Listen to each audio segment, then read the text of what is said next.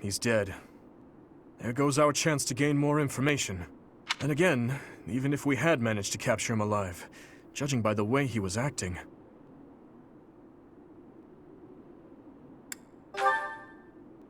Teach is absolutely right. We should take this rare opportunity to let off some tension.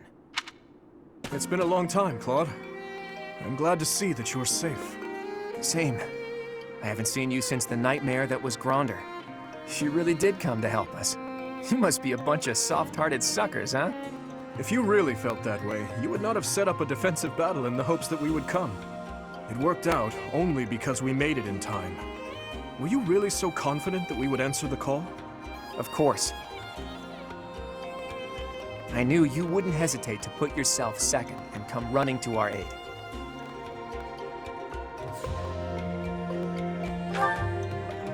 You and I are cut from different cloth.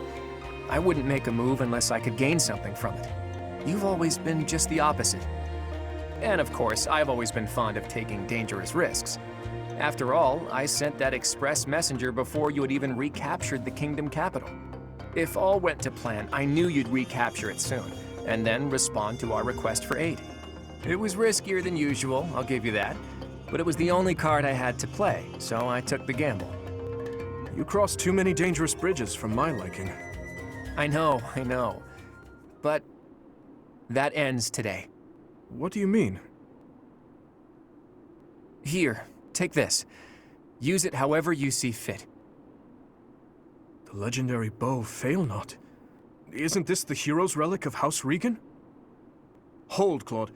This must be one of your jokes. You cannot truly intend to part with this. It's not a joke. As of today, the Leicester Alliance is no more. Just what are you planning, Claude? If you're going to lead Fódlan, then the Alliance lords will follow you. Back in the day, the Alliance split off from the kingdom. I'm just putting us back together again. Oh, and I've already gained the support of the other lords at the Roundtable Conference, so you can stop looking at me like I'm crazy. All that's left for me is to officially step down as the leader of the Alliance.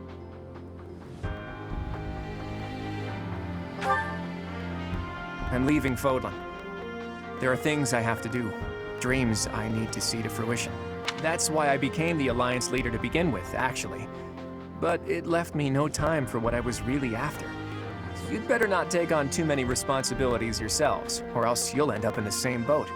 And remember, both the living and the dead cling to us without any regard for our own lives. It's up to us to break free of that weight and follow the path that we believe in. Claude.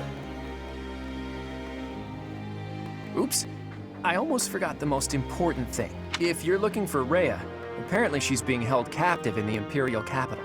It doesn't sound like they intend to kill her, but there's no telling what they're planning. You have my gratitude, Claude. Gratitude? Thanks, but no thanks. As far as I'm concerned, we're even now. I don't know how many years will pass until then, but let's promise to meet again. And when we do, don't be too hard on me, your kingliness. Well, Dimitri, are you finally going to tell us the damn truth? What are you talking about? Didn't Lord Arundel say something about you and Edelgard being family? To claim that the king and the emperor are related. Could it be? Ah, I suppose I never told you, though I do recall mentioning it briefly to the professor. Lord Arundel spoke the truth. My stepmother was Edelgard's birth mother. Political turmoil drove my stepmother out of the Empire. Father fell in love with her at first sight, and they married. I lost my birth mother before I was old enough to remember her. My stepmother filled that role for me, but she lost her life in Duscur 9 years ago, along with Father. Hang on. I didn't even know she was your stepmother. Did my father know about this?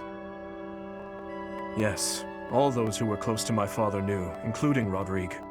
But to speak openly about it would have caused a scandal. And so she was our secret. No one in the general public knew about her. Naturally, the fact that Edelgard and I are step-siblings was kept a secret as well. But wait! You two were born and raised in 2 different territories, right? So you probably never met until you were both at the academy. I mean, don't get me wrong. I think the idea of fighting family is just about the worst thing ever. But hopefully the fact that she's a stepsister who you never really knew helps with the pain? I don't know.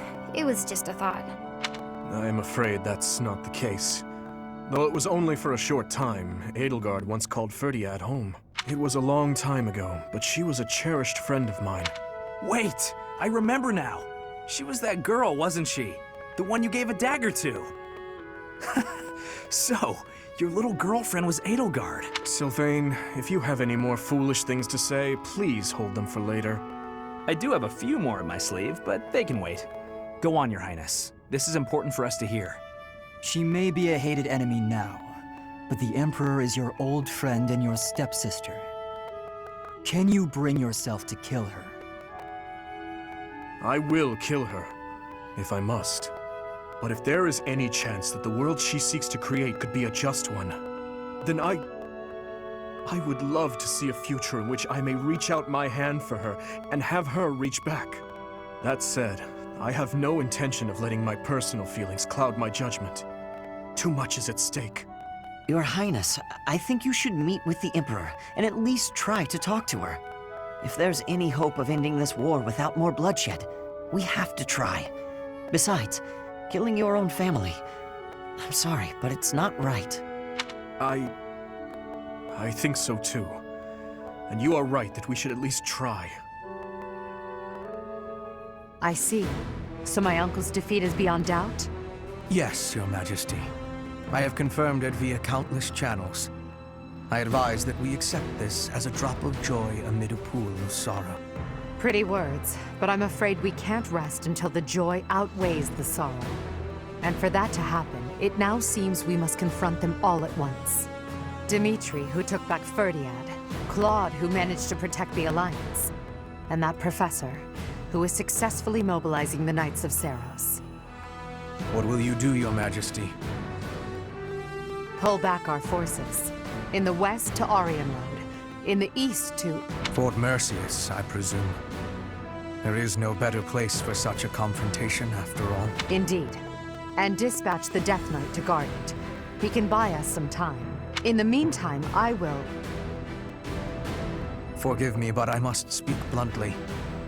I do not agree with what you intend to do. Though slight, there is a chance that once done, it cannot be undone. Even I cannot always choose the direction my path leads me. There is no other way. And so, I must walk on. The impregnable fortress. We will finally have our decisive battle with the Empire this month. The Eastern Lords are in the process of consolidating all of the troops within the entire kingdom. In addition, ever since Aryan Road's liberation, the Western Lords have been declaring their fealty, one after another. Affairs within the kingdom have calmed down considerably, and we even managed to win over the Alliance. Although it was a rough go at first, I'm starting to feel like we could actually win. If we're going to march from the monastery to Inbar, then we'll have to cross the Great Bridge of Myrddin again, right? Yes, I believe so. As we have gained the Alliance's support, we should not have any trouble this time. After the bridge, we can cross Gronder Field and head south, and then we'll take Merceus, the so-called impregnable fortress that towers on the other side. Fort Merceus, I know of it. They say it rivals even Aryan Road. Count Bergles, the Empire's Minister of Military Affairs, once had troops stationed there. But according to our spies, a large-scale military force has entered the stronghold. Perhaps they are gathering soldiers from various regions to compensate for their losses. If we try to avoid it, those troops will follow us and attack from the rear. It is best for us to handle the situation head-on. Once we take Fort Merceus, Enbar will be within reach. This is the Empire's last chance to stop us from arriving at our goal. In other words, if we take this fort, then our blades will be at the Emperor's throat in no time. If this is the last fort between us and them, then the Emperor will likely do everything she can to strengthen its defense. I just received a report on that very subject. The one commanding the troops stationed at Fort Merceus is someone we have crossed blades with many times. It is the Death Knight who awaits us there.